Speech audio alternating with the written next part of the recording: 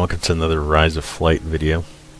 In this one I'm playing as Raphael Lufbery in the Newport 11, and it's November of 1916. By this time in the war, Lufbery was already an ace, and his name was becoming known. Again, he was a French-American. Try to get a good engine start here.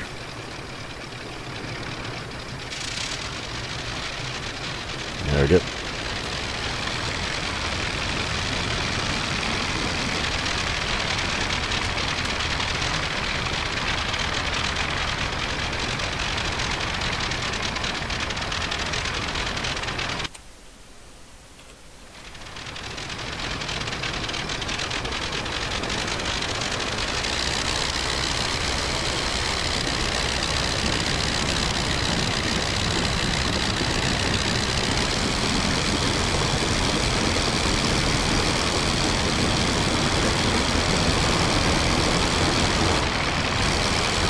A little bit of wind here.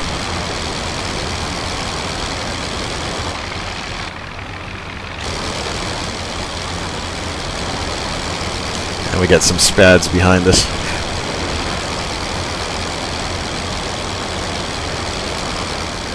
So this is the Newport 11. It's a very early iteration of the Newport. Nothing glamorous by any means. Oh, there's a train down there. And you can see its fall now. When I started the campaign, it was, I think, springtime, and everything was nice and green. So the seasons in Rise of Flight are pretty cool. And all this turbulence, I am getting a little bit of wind here and turbulence.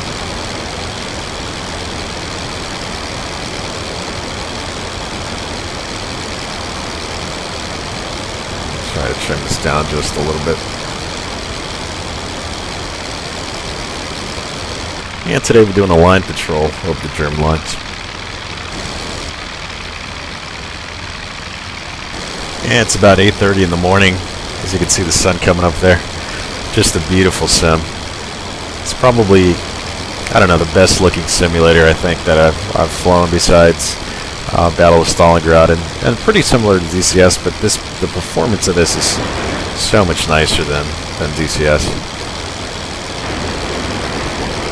And you can see the trademark Indian head on the side of the plane there from the Lafayette Escadre, also known as the American, or Escadra Americana, which was actually changed due to the Germans complaining. Actually wrote a letter to the United States government claiming that the U.S. had entered the war, but so they had the United States actually force the squadron to change its name to Lafayette Escadre because it made the U.S. seem as if it had broken its neutrality. Oh, look at these beautiful clouds. So cool.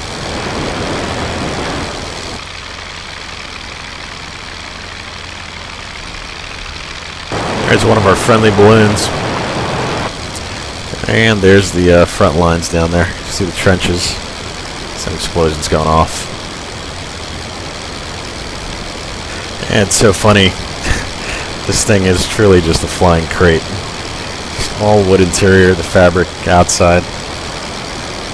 Wire cables. And here's some ammunition drums for the guns. I think pilots had to actually unstrap their seatbelts and get up on the guns to manually change those out. So I can't imagine how hard that must have been. Every round must have counted, and I could see why pilots wanted to get as close as possible to make their hits count. Here you can see an enemy albatross. I'm not sure if we'll spot him or not. Haven't been able to locate him. And some of the beautiful ground vehicles, 3D models for the driver there, and you can see the beautiful grass effects as well. Sim is pretty awesome. I'm just beginning to really enjoy the beauty of this, and it's the simplicity, but it's also pretty sophisticated in the flight dynamics and things like that. And I think I've spotted an enemy fighter down here. You can see him by the flak there.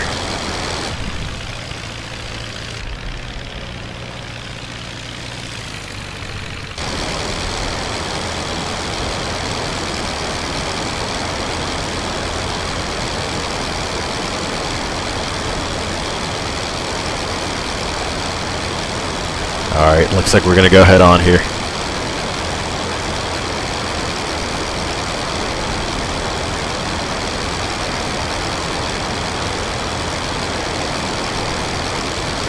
I'll test out the guns real quick.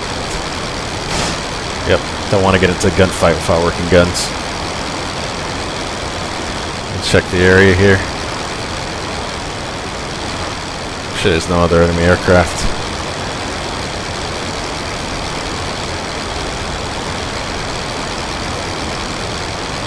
I'll bust out the flare gun.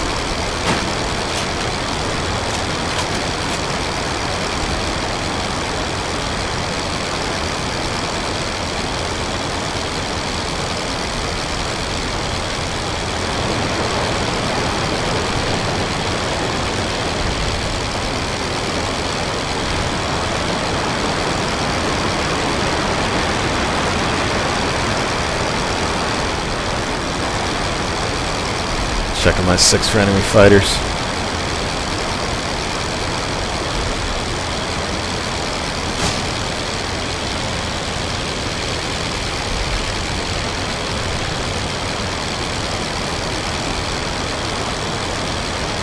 Okay, I'm gonna keep trying to gain on him here.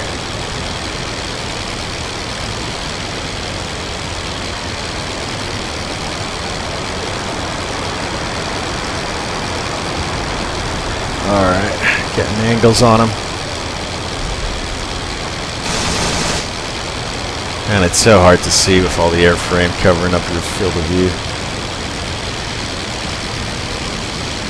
I'm getting slow.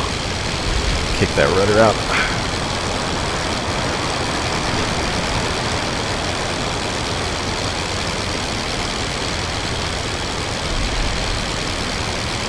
It's kind of crazy in a Newport 11 fighting an Albatross.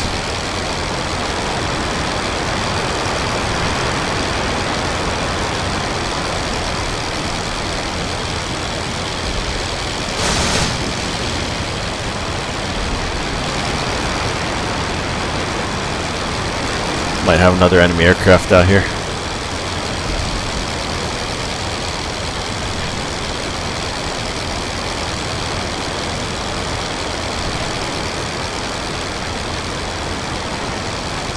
Yep, that's another German fighter.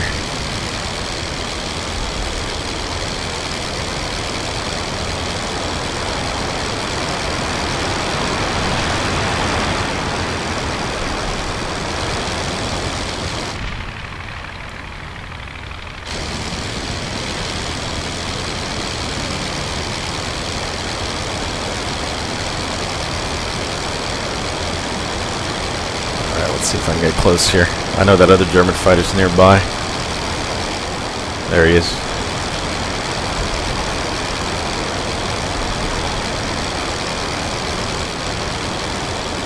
Okay, it looks like he's not engaging at the moment.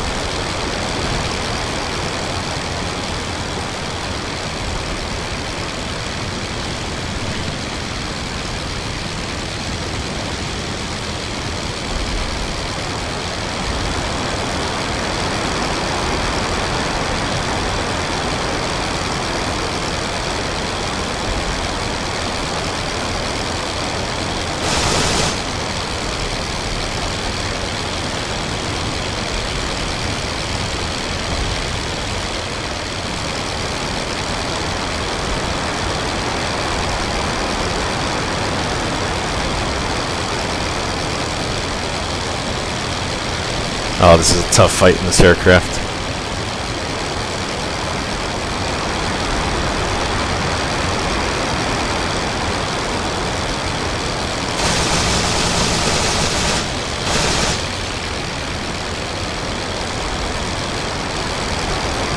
Alright, coming back around, getting angles on him again.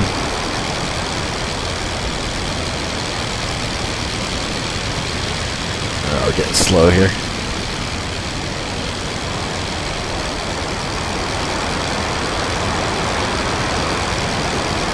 So these dogfights aren't as dynamic and cool as World War II fights, but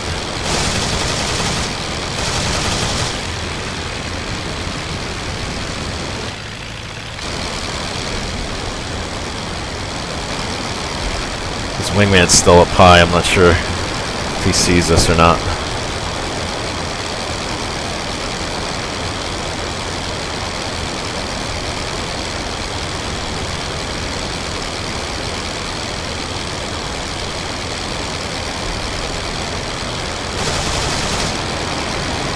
Yeah, he reversed at the last second there.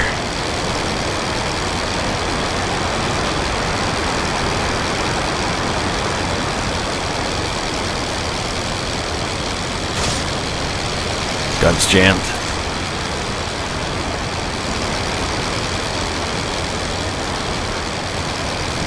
Yeah, I'm not sure if I'm going to win this one. I might have to bug out and go home. And we're still over the line, so we're not in German territory.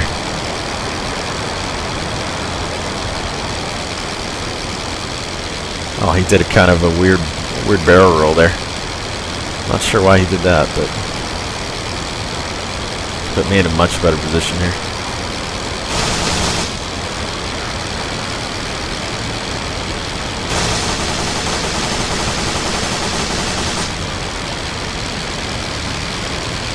Yeah, my wingman's in the fight. He's smoking now.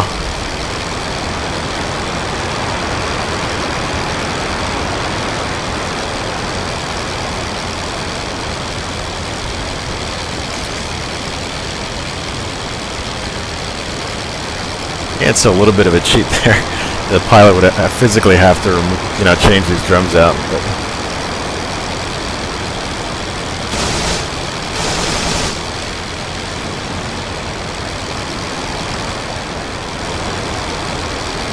all right, we're still doing good here.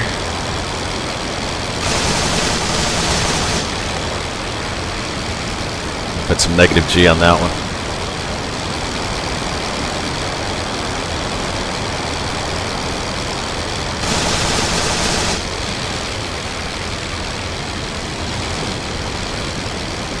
His wingman's still up high.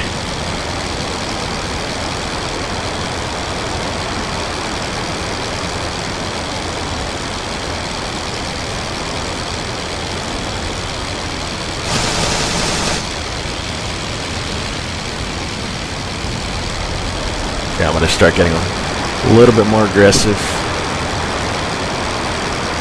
since he's injured.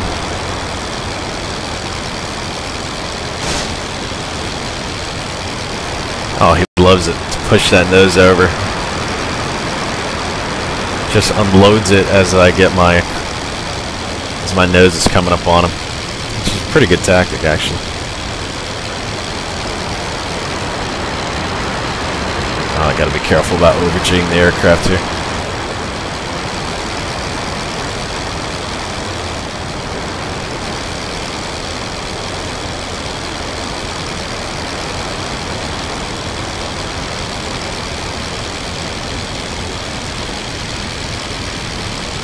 Oh, I feel the airspeed bleeding off. Doesn't have a whole lot of power, this airplane. But it's keeping up with the Albatross somewhat, so pretty impressed.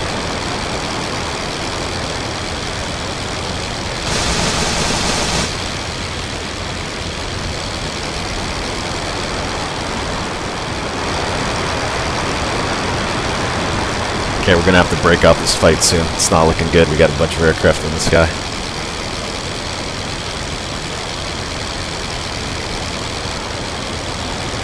I think those are friendlies. Those might be the Spads that came out with us here. Just worried about an aircraft collision at this point.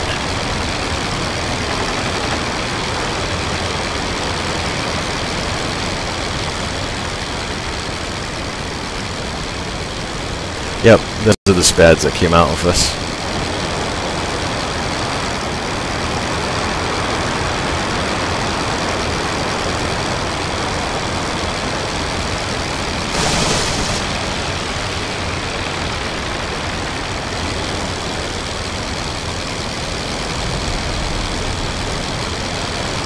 Keep turning. I think he might dig in here.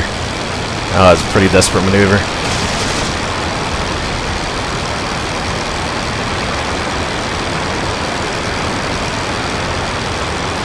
And the rule was you only allowed one aircraft.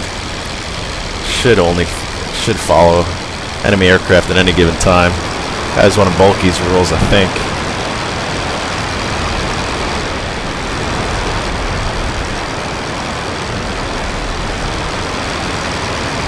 We're getting close to the front lines here.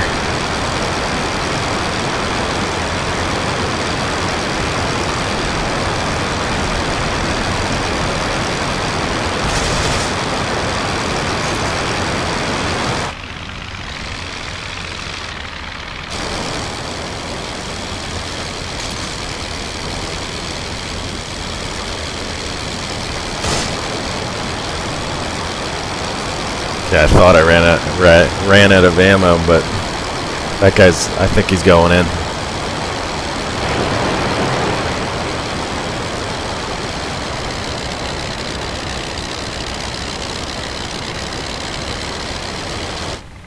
Yeah, his engine's out.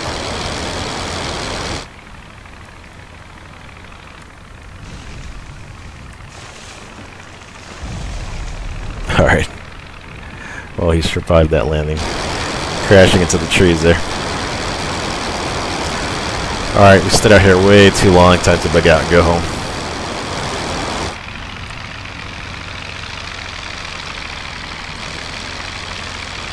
And I guess that other albatross just stayed up high. Not sure why. Here's my flight lead. This nice ribbon flying in the wind there.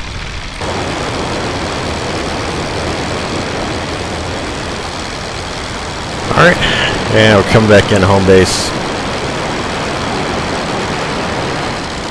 There's a base down there. I love that Indian head, it's awesome.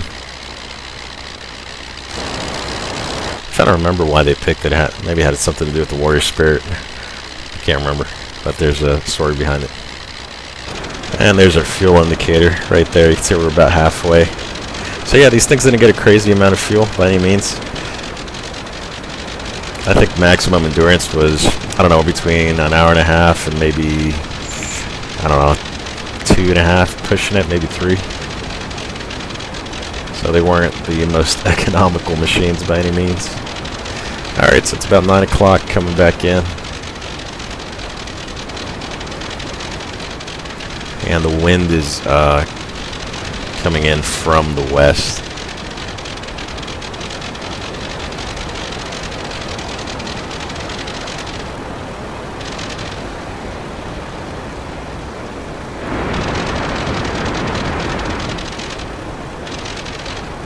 Just using the blip switch to turn the engine off here.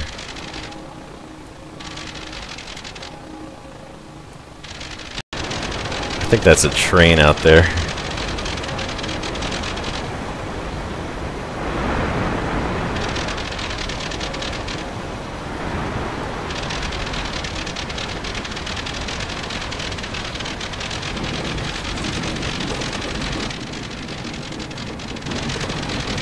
Not the prettiest landing, but got it done.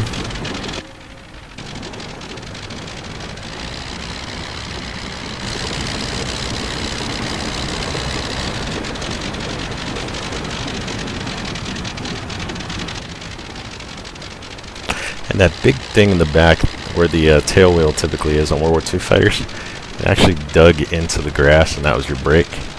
So if you pulled the stick all the way back, it would actually act as a brake, and it would push that stake down into the ground. It's pretty interesting design. They didn't have, these airplanes didn't have brakes, so that's what they use.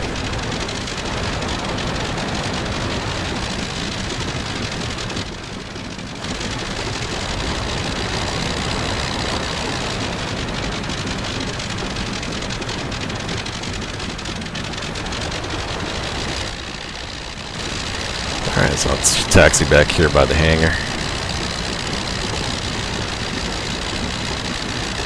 This thing is really finicky with the rudder.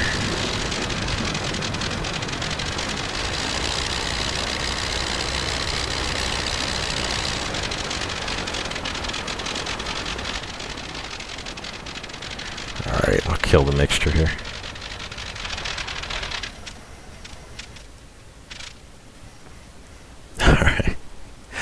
that was a pretty fun flight. Oh, I didn't even realize that I had some damage on that lower wing there.